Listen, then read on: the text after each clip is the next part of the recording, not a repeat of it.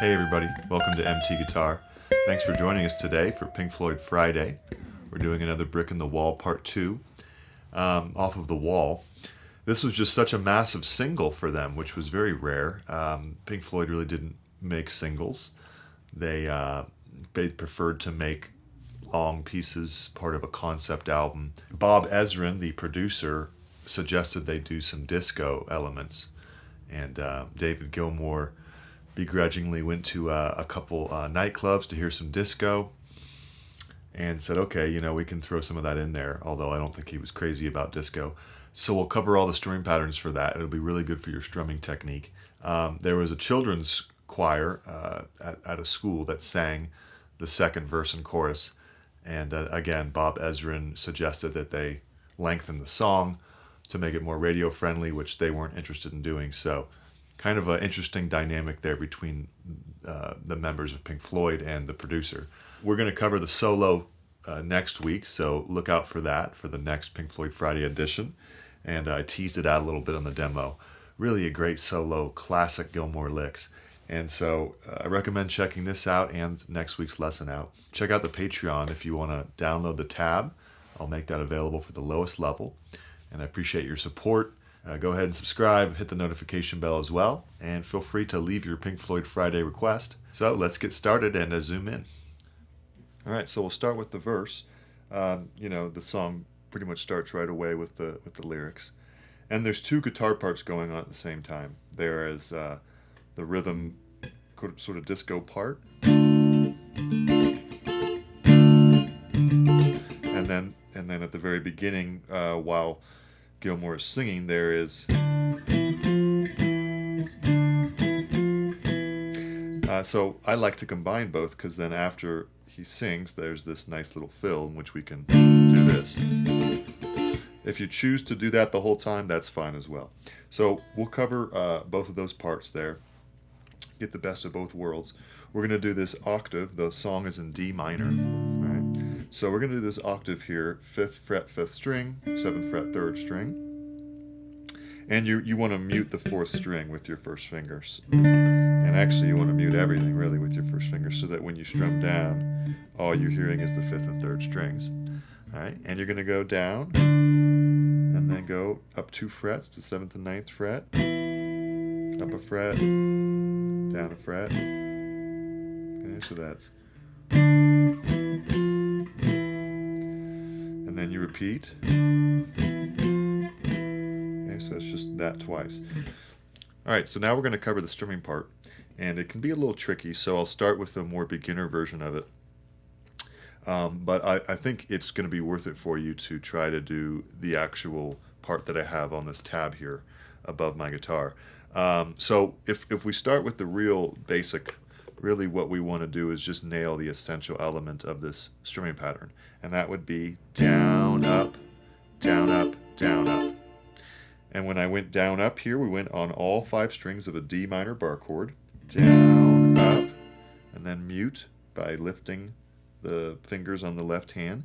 Then on the first 3 strings, go down, up, and you mute after each down, up, down, up, down, up. So the whole thing, this is the beginner version, would be down, up, down, up, down, up, down, up, down, up, down, up. Now, the reason that's not going to be enough if you really want to capture the rhythm of the song is because we have some other things going on, including muted string strumming and some power chord stuff. So let's cover that now. We're going to go nice and slow, but it's going to be down, up, mute. So down strum on the mute. Now, 5th and 4th strings, down, up, and then first 3 strings, down, up, and then down, up on a mute, and then down, up, and then down, up on a mute. So the whole thing together slowly would be down, up, mute, down, up, down, up, down, up.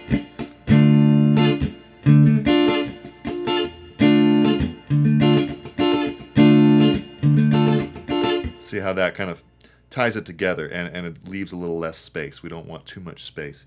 So we want to keep the rhythm going, and also our strumming hand, we don't want to really have it not working because then we're losing the rhythm. So why don't we do that 2-bar phrase, because it's a huge important part of the song. We'll do that nice and slowly here.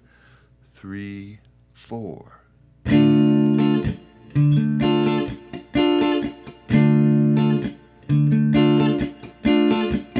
Nice, okay.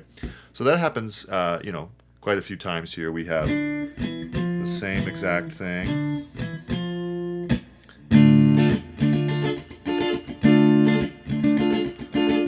Except the one difference of that line was that when it goes, we don't need no, we just stay on the 8 and 10, and then it's back to the strumming. Okay, third time, back to the 9th and 7th fret there.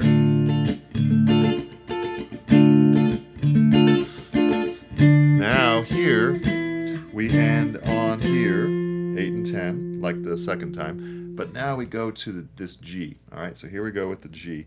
We're not going to need the full bar chord. You could if you wanted to, but really you'll hear quite clearly on the recording that Gilmour's just playing the first 4 strings. So that's 5th fret, 4th string, 4th fret, 3rd string, and bar the 3rd fret, first 2 strings. And this is a great little strumming pattern here. So we're going to go down, up, down, up, down, down, down, down, up. Okay, so slowly. Down, up, down, mute. When I say mute, just lift the left hand. So down, up, down, mute, down, down, up. And then the cycle repeats, right? This whole strumming pattern repeats. So why don't we I'll throw the tab up there. Why don't we do both bars together so that we can get that rhythm going. 3, 4, here we go. Down, up, down, down, down, down, up, down, up, down, up, down, down. Repeat again.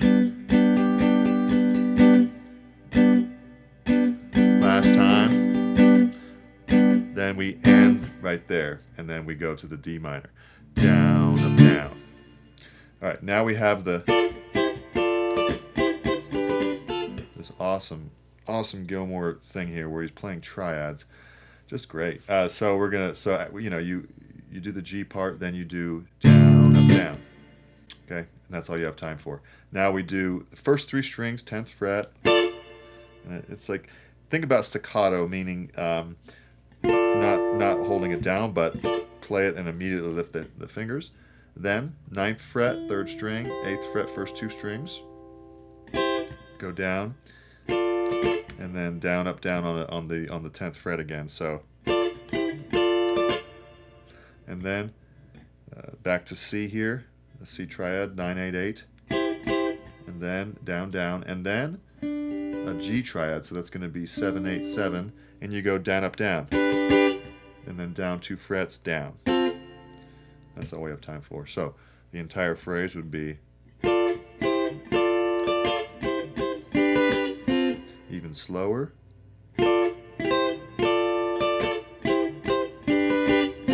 Good. Now you have to quickly go to an F bar chord for the chorus. Just let it ring out. All in all, it's just a C chord. I'm playing a C over G, a little bassier, so that would be 3rd fret, 6th string, 5th fret, 3rd string. So the pinky is on the 5th string, the ring finger's in the 6th string. So F, all in all, and then here's a C over G. Another brick in. Back to our normal D minor strumming pattern. F. All in all, it just repeats it. Stop on the D minor. Just one hit. That's the entire song, besides the solo, because now the children's chorus comes in and it's exactly the same. We don't need no back to this. Just a great workout for your right hand. So hopefully this has made sense and I've gone slow enough. I know strumming is one of those just difficult things to teach and learn because, you think, okay, I got the D minor, no problem, and then all of a sudden you're having issues with the strumming. So instead of being discouraged, use it as an opportunity to dive in, really get the strumming technique better and more comfortable. And I think that this is a good song to do that. And then next week we're going to do the solo, classic D minor pentatonic stuff. But then he does these wild bends. Just crazy. In a good way. Okay. So,